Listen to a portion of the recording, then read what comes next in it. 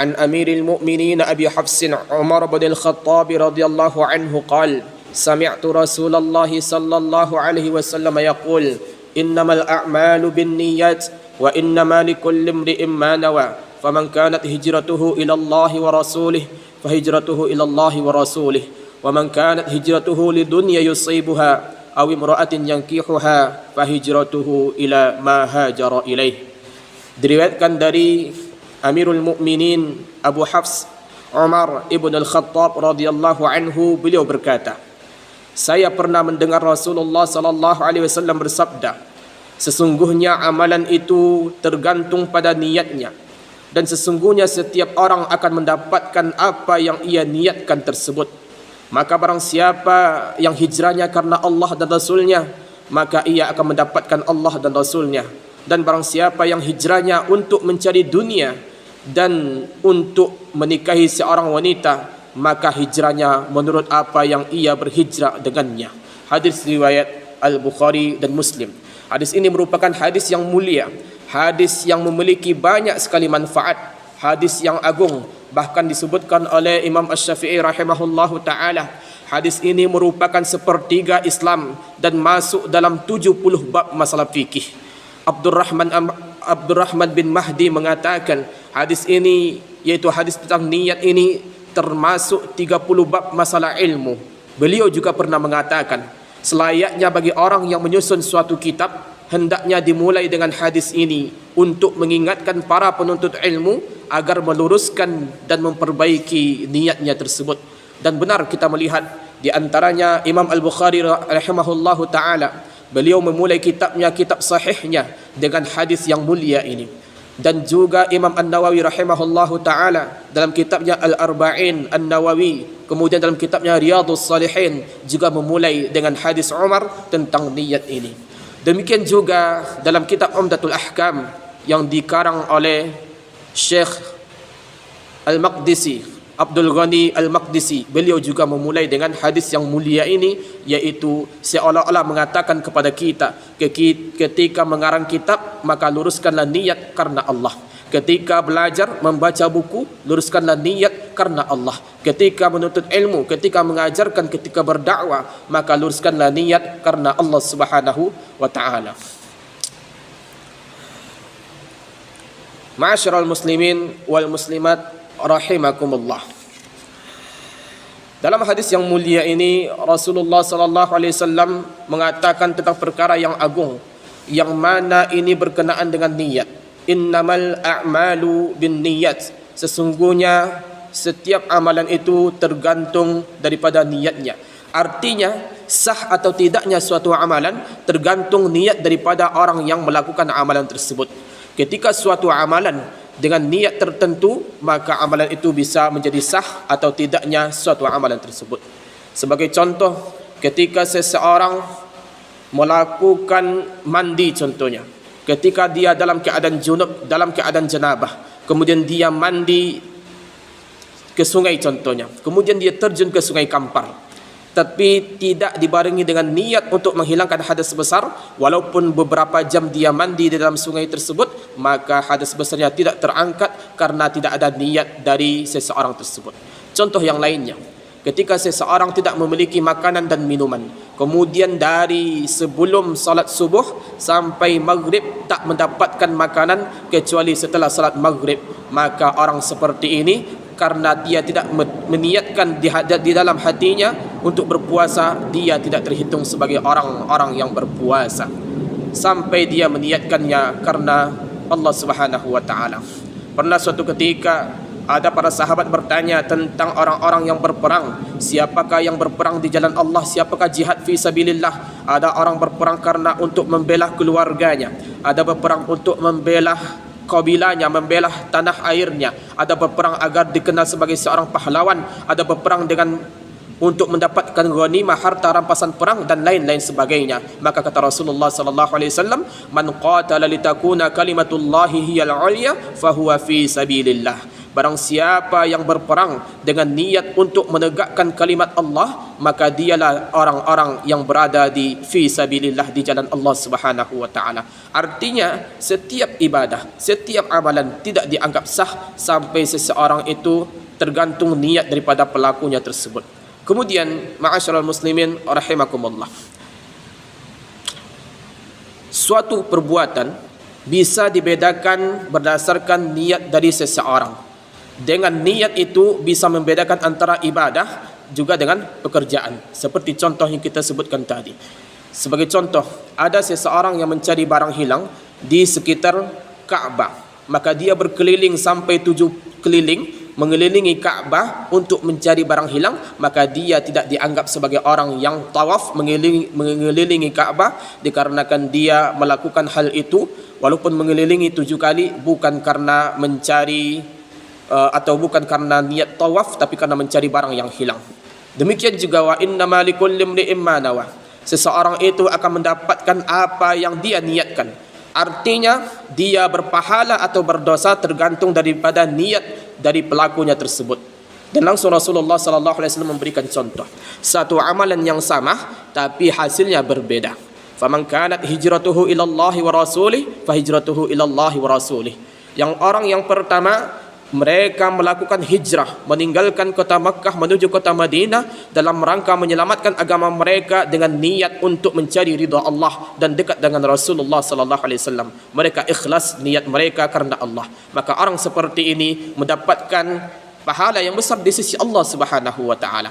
Adapun ada sebahagiannya yang mereka itu berhijrah bukan karena Allah Subhanahu wa taala, melainkan karena untuk mencari dunia, untuk mendapatkan wanita yang ingin dinikahi, maka dia mendapatkan apa yang mereka inginkan tersebut, bukan mendapatkan pahala di sisi Allah Subhanahu wa taala. Walaupun amalannya sama, tapi mereka mendapatkan hasil yang berbeda dikarenakan niat daripada mereka yang berbeda. Walaupun amalan sama. Sama hal dengannya bahwasanya dengan niat bisa membedakan antara dua amalan yang berbeda. Sebagai contoh, ada dua orang yang salat 2 rakaat. Mungkin yang satunya meniatkan untuk salat subuh, sebahagian ada meniatkan untuk salat duha, sebahagian ada yang meniatkan untuk salat sunnah fajar, atau bahkan ada meniatkan untuk salat-salat yang lainnya, maka pahala dari masing-masing itu berbeda walaupun salatnya sama-sama 2 rakaat. Inilah pentingnya kita memperbaiki atau mengetahui tentang perkara niat ini. Bahkan ma'asyiral muslimin rahimakumullah, di antara faedah yang dapat kita ambil dari hadis yang mulia ini, bahwasanya hal-hal yang mubah sekalipun, hal-hal yang tidak ada pahala dan tidak ada dosa pada asalnya, bisa mengandung pahala jika kita niatkan untuk Allah Subhanahu wa taala. Dalam sebuah hadis yang diriwayatkan oleh Imam Al-Bukhari dari Sa'ad bin Abi Waqqas radhiyallahu anhu, Rasulullah sallallahu alaihi wasallam bersabda, "Innaka lan tunfiqa nafaqatan tabtaghi biha wajha Allah illa ujirta 'alaiha hatta ma taj'alu fi fimra'atik." Sesungguhnya apa saja yang engkau infakkan di jalan Allah dalam rangka mencari wajah Allah Subhanahu wa taala, pasti Allah akan membalasnya dengan pahala, sampai-sampai suapan yang engkau suapkan ke mulut istrimu, wahai Sa'ad, kata Rasulullah sallallahu alaihi wasallam. Kalau kita perhatikan ma'asyiral muslimin rahimakumullah, ketika seorang suami menyuapkan istrinya, maka itu berada pada model atau momen bercanda, atau bahkan ada syahwat di dalamnya. Walaupun demikian, ada syahwat di dalamnya, maka kita tetap berpahala ketika kita meniatkan untuk mencari ridha Allah Subhanahu wa taala. Ketika kita meniatkan untuk memberi nafkah kepada istri kita. Bahkan berhubungan badan suami istri pun bisa berpahala di sisi Allah Subhanahu wa taala ketika kita niatkan untuk menjaga diri kita. Wa fi buti ahadikum sadaqah. Pada perhubungan badan antara suami dan istri terdapat sedekah di antara kalian berdua. Ma'asyiral muslimin wal muslimat rahimakumullah. Demikian yang lainnya, ketika makan kita gunakan, kita niatkan untuk agar menguatkan badan kita beribadah kepada Allah. Minum demikian, atau tidur, kita tidur agar kita kuat beribadah di malam harinya, maka dengan niat tersebut insya-Allah kita akan mendapatkan pahala yang besar di sisi Allah Subhanahu wa taala. Kemudian faedah berikutnya yang dapat kita ambil dari hadis yang mulia ini, Walaupun begitu besarnya pahala dengan cara kita meniatkan hal yang baik ini, maka tetap saja niat yang baik tidak bisa mengubah perkara yang haram. Betapapun niatnya baik, seorang pencuri mencuri atau maling atau begal atau mengambil harta orang lain, kemudian dia niatkan untuk bersedekah, untuk berinfak kepada fakir miskin, maka dia tetap berdosa dengan perbuatan dosanya tersebut. Niat baiknya tidak bisa mengubah dosa tersebut. Seseorang yang mencari nafkah, seseorang yang mencari penghidupan dengan cara jalan riba, maka walaupun niatnya yang baik tidak menghilangkan dosa riba yang ia lakukan tersebut. Atau mungkin ada sebahagian dengan dalih berdakwah, mengajak orang berbuat baik, terutama orang-orang yang waria contohnya, maka ustaz tersebut berubah menjadi bencong agar bisa berdakwah di tengah-tengah kaum bencong. Ini juga tidak diperbolehkan dalam Islam. Walaupun niatnya yang baik, tidak menjadikan perbuatan haram menjadi diperbolehkan. Sampai kita betul-betul dengan niat yang baik melakukan perbuatan yang baik. Demikian juga ma'asyiral muslimin rahimakumullah. Niat yang baik tidaklah cukup. Dan niat yang baik ini memang merupakan salah satu di antara sebab diterimanya amalan seorang hamba, yaitu ikhlas kepada Allah Subhanahu wa taala.